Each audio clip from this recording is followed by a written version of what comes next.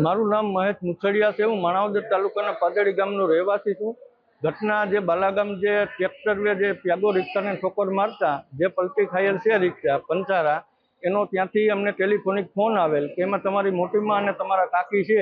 એટલે અમને જાણ થતાં અમે તાત્કાલિક ઘટના સ્થળે પહોંચેલ અને તાત્કાલિક ત્યાં જોતા 7 થી 8 પેસેન્જરે ભરેલી ગાડી હતી, એમાં ટ્રેક્ટરે જોરદારથી ઠોકર મારી એને રિક્ષા પલટી ખાઈ ગઈ। એમાં 8-10 જણા ઈજાગ્રસ્ત થયેલ છે અને એમાં મારી મોટીમાને સારું એવું માથામાં લાગેલ છે, મારા કાકીને લાગેલ છે।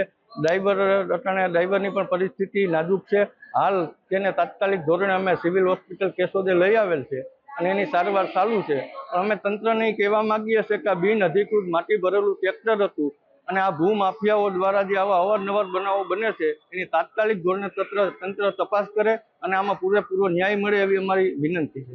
રિક્ષા ટ્રેક્ટર જે છે એ પૂર્વ બાજુથી માટી ભરેલું આવતું રોડ ઉપર ચડાવતા અને પ્યાગો રિક્ષા છે જે ડ્રાઈવર પોતાની સાઈડમાંથી આવતો અને ટ્રેક્ટર વાળાએ હોરન કે કંઈ મારેલ નહોતું ને એની જોરદારથી ઠોકર મારતા રિક્ષા 2-3 પલટી ખાયેલ છે અને એને એ રીતે બનાવ બનેલ છે ને એમાં ગંભીર ઈજા થયેલી ને એની કાંઈ ઓળખ થઈ નથી। એવા સમાચાર છે કે ટ્રેક્ટર બાલાગામનું હતું એ ખબર છે ને પ્યાગો રિક્ષા પણ બાલાગામની છે।